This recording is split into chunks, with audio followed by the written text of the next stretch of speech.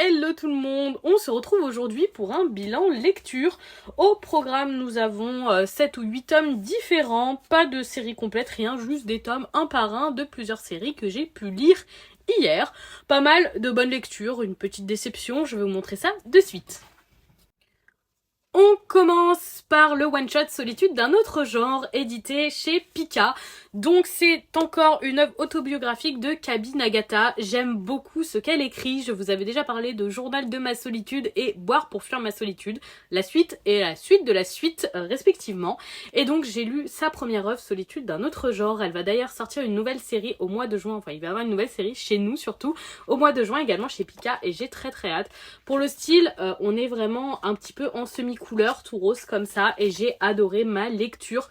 Elle aborde avec une justesse, une transparence des éléments de la vie et surtout de la dépression, de la solitude, de ce besoin d'être reconnu par les autres, tout particulièrement par ses parents. C'est très bien écrit parce que c'est vraiment criant de vérité. J'ai pris énormément de plaisir à lire ce one-shot comme toutes ses autres œuvres et c'est vraiment des titres que j'apprécie beaucoup et que je vous recommande très fortement. On passe chez Kana également avec un one-shot, il s'agit de Nijigahara Holographe. C'est le même auteur que Bonne Nuit Punpun qui a écrit ce titre. J'avais lu les 2 ou 3 premiers tomes, je sais plus, de Bonne Nuit Punpun et je n'avais pas du tout accroché. Je dois dire que le ton était un peu trop décalé pour moi et j'ai pas su comprendre et apprécier la lecture.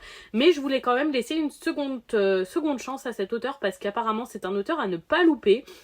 Je vous avoue que je ne suis toujours pas convaincue par ses œuvres, malheureusement. En fait, là, c'est plus un problème de compréhension à la lecture. Alors, ça vient peut-être de moi, mais j'ai trouvé que cette lecture était très bizarre à lire, pas forcément facile à saisir. Elle se voulait philosophique, mais en même temps, la conclusion n'était pas si intéressante que ça. On a pu suivre le même personnage dans le passé et dans le présent, donc son enfance et son âge adulte. Et j'ai trouvé qu'il y avait beaucoup de moments qui n'étaient pas clairs, les transitions pas forcément fluides. En bref, j'ai pas bien compris cette lecture et j'ai pas pris beaucoup de plaisir à la lire. On reste chez Kana avec le 3e tome de Tokyo Aliens, la vraie bonne surprise récente pour moi. Parce que franchement, moi les titres avec des aliens dedans, souvent j'accroche pas, tout ce qui est science-fiction, etc. C'est pas trop ma came et pourtant j'adore Tokyo Aliens. C'est un super bon titre, c'est un shonen très efficace, les combats sont hyper fluides, je serais pas étonnée de le voir très vite arriver en animé parce qu'il va super bien marcher en animé. Les dessins ont quelque chose de très atypique, je sais pas si je vais pouvoir vous montrer. On se rend pas compte, mais vraiment les Kara Design ont quelque chose qui change. Je suis pas capable de dire quoi, mais c'est vraiment des dessins inhabituels et que j'apprécie beaucoup. Le style graphique est très efficace, il y a des petites pointes d'humour que j'apprécie beaucoup. On a pu avancer dans l'intrigue. Finir cet arc où ils avaient une petite fille à protéger et un peu plus découvrir le personnage de Sho. Et franchement, j'ai adoré. Très bonne surprise pour ce titre, je pensais pas autant accrocher. On reste chez Kana avec le second tome de Ushijima, l'usurier de l'ombre. J'avais lu le premier tome ce mois-ci aussi, j'avais pas été hyper emballée, mais j'avais quand même envie de découvrir le deuxième. J'avoue que ce tome était franchement meilleur, mais pour autant la série fait plus de 40 tomes, 46 ou 47 je crois, et je ne me vois pas lire autant de tomes de cette histoire, une dizaine me paraissait le grand maximum. On suit un prêteur à gages qui prête de l'argent et qui a des méthodes peu recommandables pour se faire rembourser. Alors c'est à la fois assez intéressant et parfois ça m'a un peu mis mal à l'aise ou c'était un petit peu too much entre guillemets. C'est pas forcément une lecture que j'ai trouvée super intéressante. S'il y avait moins de tomes, j'aurais peut-être continué par petite curiosité, mais là j'avoue que plus d'une quarantaine de tomes ça va pas être envisageable pour moi sur ce style de titre et donc je vais passer mon tour sur cette lecture. Toujours chez Kana, j'ai lu le 15e tome de Moriarty. J'aurais eu beaucoup de mal à accrocher à Moriarty. Il aurait fallu le tome 8 ou 9 pour que je trouve enfin un intérêt à cette lecture. Heureusement qu'on m'avait envoyé tous les tomes d'un coup, sinon je pense que je n'aurais pas continué. Et malheureusement, depuis un certain événement du 13e ou 14e tome, je ne me rappelle plus, j'avoue qu'on a un peu une rechute et j'ai une perte d'intérêt pour Moriarty. Ce tome était plutôt sympathique, on a beaucoup de révélations sur Sherlock Holmes et sur William, mais malgré tout, pas vraiment suffisant par rapport à mes attentes sur ce titre. Je vois qu'il est encensé par beaucoup de monde et j'avoue que je suis assez perplexe. C'est un public majoritairement féminin et je pense que c'est surtout parce que les chara-design sont particulièrement agréables à l'œil, mais pour l'histoire, je suis assez mitigée, je dois l'avouer. Je vais continuer encore 1 ou 2 tomes pour voir où ça mène, mais sinon je pense que j'arrêterai ce titre parce que malheureusement, par rapport à mes attentes, je suis plutôt déçue.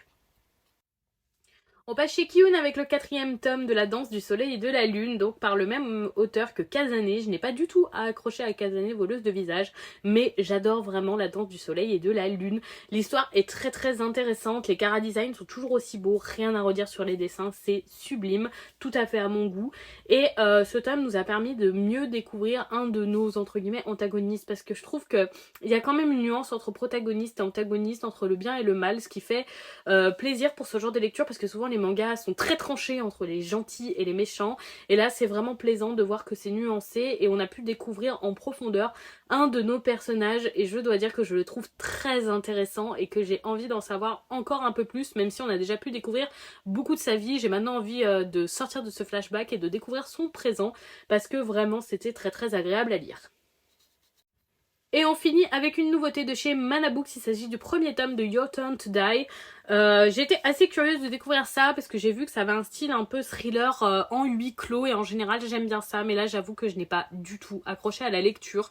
Ce manga se veut un peu avec des airs de Saw, donc les films d'horreur où vous avez des personnes donc en huis clos enfermées dans certaines pièces et qui vont devoir faire le nécessaire pour survivre, ou leurs camarades vont mourir ou bien sacrifier certains de leurs camarades dans certaines situations. Et j'ai trouvé que ça manquait de profondeur, que c'était vraiment un peu la violence pour la violence, que pour le moment on n'avait pas vraiment de ligne conductrice du pourquoi ils étaient tous là, quel était le but, le message passé, etc. J'ai vraiment trouvé que c'était assez creux malheureusement comme lecture. Je suis désolée mais ça m'a pas du tout plu, je pense vraiment pas continuer ce titre parce que c'est pas du tout le genre de lecture que j'apprécie, ça manque vraiment de profondeur à mon goût. Et donc voilà pour ce bilan lecture, on aura eu 3 très très bonnes lectures, 2 lectures assez mitigées et 2 lectures que je n'aurais finalement vraiment pas appréciées. Donc c'est assez nuancé malgré tout, voilà, comme quoi, contrairement à ce que certains peuvent dire, non, c'est pas parce qu'on reçoit des mangas gratuitement qu'on doit dire que du bien dessus, que ce soit en post, en story ou sur TikTok en vidéo, donc voilà.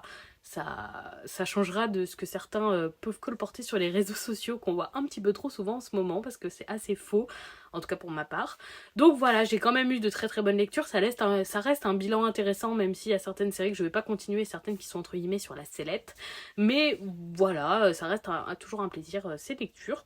Dites-moi si vous avez lu certains de ces titres et s'ils vous ont plu, ou en tout cas plu ou peut-être pas, hein. N'hésitez pas à me faire un retour en message si vous avez quelque chose à dire là-dessus. Et en attendant, je vous souhaite un très très bon week-end et je fais des bisous tout le monde.